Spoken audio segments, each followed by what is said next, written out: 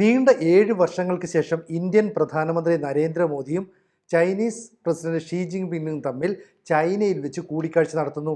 Indian പ്രധാനമന്ത്രി നരേന്ദ്രമോദിക്ക് ഊഷ്മളമായ സ്വീകരണമാണ് ചൈന നൽകിയത്. ചുവന്ന പരവതാനി വിരിച്ച് എല്ലാവിധ ഔദ്യോഗിക ബഹുമതികളോടും കൂടി നമ്മുടെ പ്രധാനമന്ത്രിയെ സ്വീകരിക്കുന്നു. 2 ദിവസങ്ങളിലായി നടക്കുന്ന ഷാങ്ഹായ് ഉച്ചകോടിക്ക് മുന്നോടിയായിട്ടാണ് ഇന്ത്യൻ പ്രധാനമന്ത്രിയും ചൈനീസ് പ്രസിഡന്റും തമ്മിൽ കൂടിക്കാഴ്ച നടത്തിയത്. ഈ കൂടിക്കാഴ്ചയിൽ വ്യാളിയും ആനയും തമ്മിലുള്ള സൗഹൃദം ഊട്ടിയുറപ്പിക്കേണ്ടത് വളരെ അത്യാവശ്യമാണെന്ന് ഇരു രാജ്യങ്ങളിലെയും നേതാക്കൾ പരസ്പരം ആശയങ്ങൾ പങ്കുവെക്കുന്നു. അതിർത്തിയിലെ സൗഹാർദ്ദ അന്തരീക്ഷം നിലനിർത്തണം. അവിടെ സംഘർഷ സമാനമായ സാധ്യത ഇനി ഉണ്ടാകില്ല. നല്ല അയൽക്കാരായി നമുക്ക് രണ്ടുപേർക്കും മുന്നോട്ട് പോകണമെന്ന് ചൈനയും പറയുന്നുണ്ട്, ഒപ്പം ഇന്ത്യയും പറയുന്നുണ്ട്. അപ്പോൾ ഇന്ത്യൻ പ്രധാനമന്ത്രി നരേന്ദ്രമോദി പറയുന്നത് പരസ്പര വിശ്വാസം, ബഹുമാനം, സംവേദനക്ഷമത എന്നിവയെ അടിസ്ഥാനമാക്കി മുന്നോട്ട് പോകാൻ ഇന്ത്യ തയ്യാറാണ്.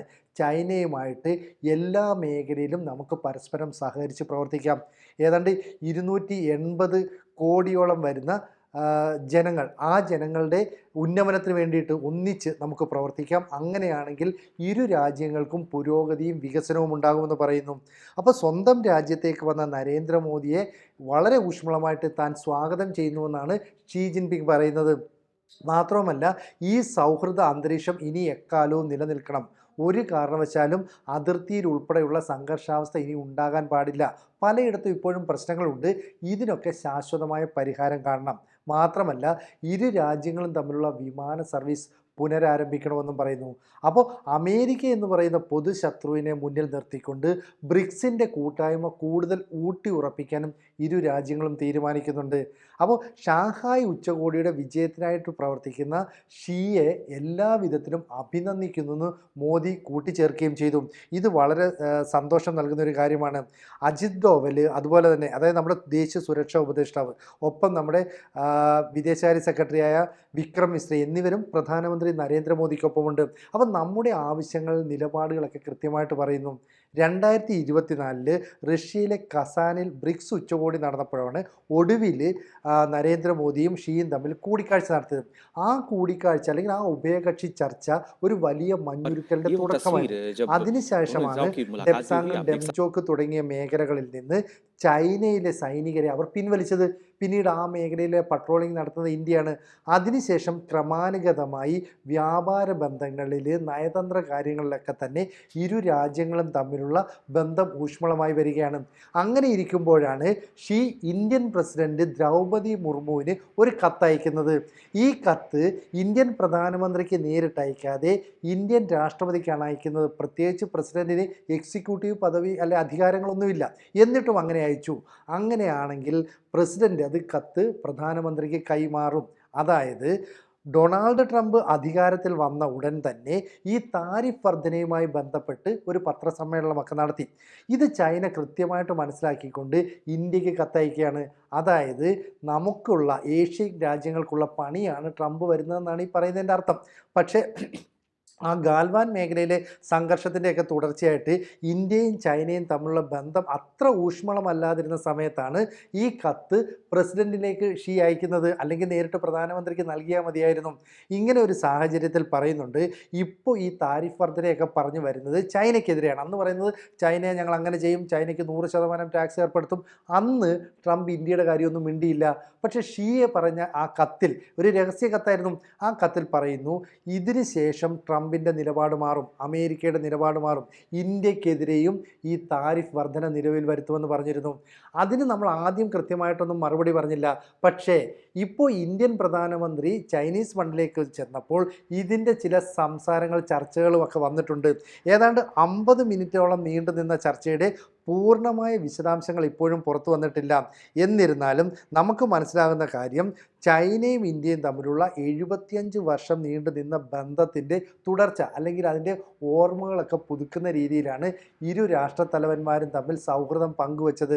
മാത്രമല്ല, സൈനിക മേഖലയിൽ, സഹകരണ മേഖലയിൽ, നയതന്ത്ര മേഖലയിൽ, സാമ്പത്തിക കാര്യങ്ങളിൽ, ട്രേഡിൽ എല്ലാം ഇരു രാജ്യങ്ങളും തമ്മിൽ ചേർന്ന് പ്രവർത്തിക്കേണ്ടത് പുതിയ കാലഘട്ടത്തിൽ വളരെ അത്യാവശ്യമാണെന്ന് ഈ കൂടിക്കാഴ്ചയ്ക്ക് ശേഷം ഇരുവരും വ്യക്തമാക്കുകയും ചെയ്തിട്ടുണ്ട്.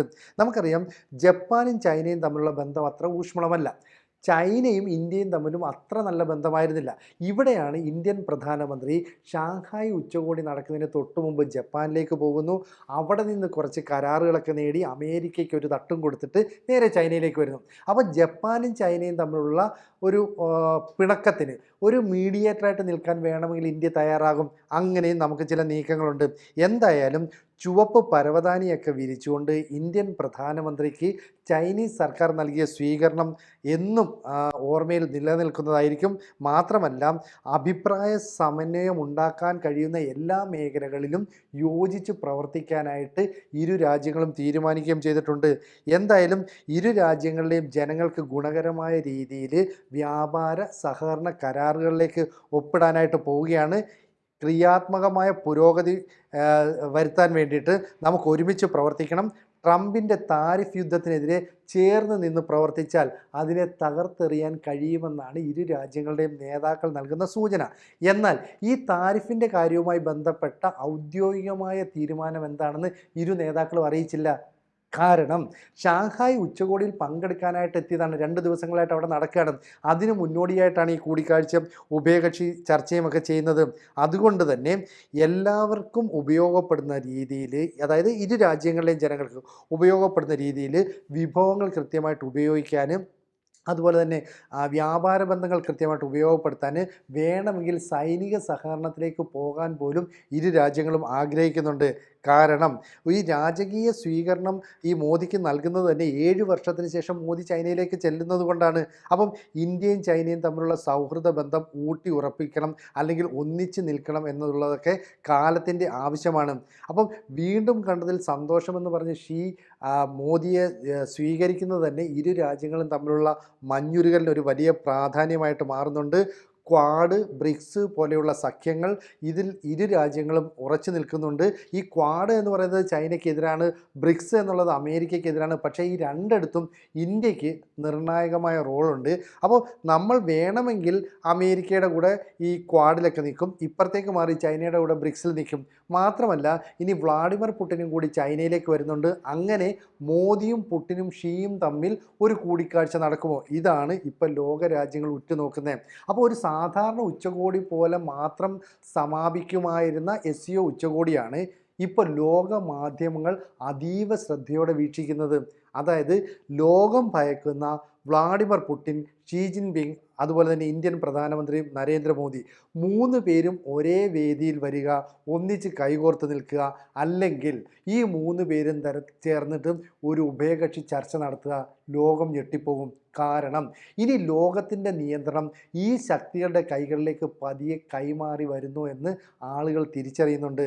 നമുക്കറിയാം, അമേരിക്ക യൂറോപ്യൻ രാജ്യങ്ങളിൽ നിന്നും ഏതാണ്ട് ഒറ്റപ്പെട്ട് നിൽക്കുകയാണ്. ആ സമയത്താണ് ഇന്ത്യൻ പ്രധാനമന്ത്രി അമേരിക്കയെ പോലും ഒഴിവാക്കുന്ന ജപ്പാനിലേക്ക് പതുക്കെ സന്ദർശനത്തിന് ചെല്ലുന്നു. അവിടെ നിന്നും വലിയ നിക്ഷേപം സ്വീകരിക്കുന്നു. ഇനി പ്രഖ്യാപിത ശത്രു എന്നറിയപ്പെടുന്ന ചൈനയുടെ മണ്ണിലേക്ക് ഇന്ത്യൻ പ്രധാനമന്ത്രി എത്തുന്നു. അവിടെ ഈ അമേരിക്ക എന്നും പേടിക്കുന്ന റഷ്യൻ പ്രസിഡന്റ് വ്ളാഡിമിർ പുടിൻ വരുന്നു. അങ്ങനെ ഷാങ്ഹായ് കോപ്പറേഷൻ ഓർഗനൈസേഷൻ്റെ ഉച്ചകോടിയിൽ ഈ നേതാക്കൾ, മറ്റ് 10-16ഓളം രാജ്യങ്ങളുടെ തലവന്മാർ, അന്താരാഷ്ട്ര സംഘടനകളുടെ തലപ്പത്തുള്ളവർ, ഇവരെല്ലാം കൂടി ഒന്നിച്ചു ചേരുന്നു. അപ്പോൾ ലോകത്തിന് കൃത്യമായ ഒരു സന്ദേശം നൽകുകയാണ്. ഇനി ഇന്ത്യയും റഷ്യയും ചൈനയും ലോകത്തിൻ്റെ ഭരണം നിയന്ത്രിക്കും.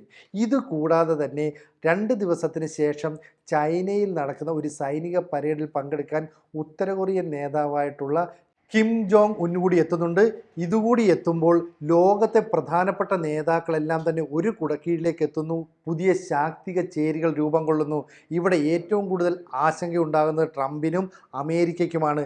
എന്തായാലും ഇന്ത്യൻ പ്രധാനമന്ത്രി 7 വർഷങ്ങൾക്ക് ശേഷം ചൈനീസ് മണ്ണിലേക്ക് ചെന്നതോടുകൂടി നിലവിലുള്ള പ്രശ്നങ്ങൾക്ക്, അതിർത്തിയിലെ സംഘർഷങ്ങൾക്കൊക്കെ ശാശ്വതമായ പരിഹാരമുണ്ടാകും. എന്തായാലും മുന്നോട്ട് കൊണ്ടുപോകാൻ എന്താവശ്യമുണ്ടെങ്കിലും സഹകരണ രംഗത്തെ കൂട്ടായ്മ മുന്നോട്ട് കൊണ്ടുപോകാൻ ഇരു രാജ്യങ്ങളും നടപടിയെടുക്കും. എന്തായാലും ആനയും വ്യാളിയും തമ്മിലുള്ള സൗഹൃദം ഊട്ടി ഉറപ്പിക്കാൻ ആവശ്യമായ നിലപാടുകൾ, നടപടികളൊക്കെ സ്വീകരിക്കുമെന്ന കാര്യത്തിൽ യാതൊരു സംശയവും വേണ്ട. എന്തായാലും ഈ SCO ഉച്ചകോടിക്ക് മുമ്പായിട്ട് തന്നെ 50 മിനിറ്റ് നീണ്ട ഒരു കൂടിക്കാഴ്ച ഇന്ത്യൻ പ്രധാനമന്ത്രി നരേന്ദ്രമോദിയും ചൈനീസ് പ്രസിഡന്റ് ഷീ ജിൻപിങ്ങും തമ്മിൽ നടത്തിയിട്ടുണ്ട്. ഇതിൽ ഇരു രാജ്യങ്ങൾക്കും ഗുണകരമായ ചില തീരുമാനങ്ങൾ എടുക്കുന്നുണ്ട്. മാത്രമല്ല പരസ്പര വിശ്വാസത്തിൽ ഊന്നിയുള്ള പ്രവർത്തനങ്ങളുമായിട്ട് മുന്നോട്ട് പോകാനും അതിർത്തിയിലെ സംഘർഷം പൂർണ്ണമായിട്ടും അവസാനിപ്പിക്കാനുമുള്ള തീരുമാനമെടുത്തിട്ടുണ്ട്. മാത്രമല്ല ഷാങ്ഹായ് ഉച്ചകോടി വളരെ വിജയകരമായി മുന്നോട്ട് കൊണ്ടുപോകുന്ന ഷീയെ ഇന്ത്യൻ പ്രധാനമന്ത്രി നരേന്ദ്രമോദി അഭിനന്ദിച്ചു. മാത്രമല്ല വീണ്ടും ചൈനയിലേക്ക് വന്ന നരേന്ദ്രമോദിക്ക് നന്ദി പറയുന്നു എന്ന് ഷീ തിരിച്ചു പറയുകയും ചെയ്തു. അപ്പോൾ ഇരു രാജ്യങ്ങളും തമ്മിലുള്ള സൗഹൃദ ബന്ധം ഊട്ടി ഉറപ്പിക്കപ്പെടുന്നു എന്നാണ് ഇപ്പോൾ മനസ്സിലാവുന്നത്. കൂടുതൽ വാർത്തകളും വിശേഷങ്ങളും നിങ്ങളിലേക്ക് എത്താൻ ABC മലയാളം സബ്സ്ക്രൈബ് ചെയ്യുക, ബെൽ ബട്ടണും അമർത്തുക.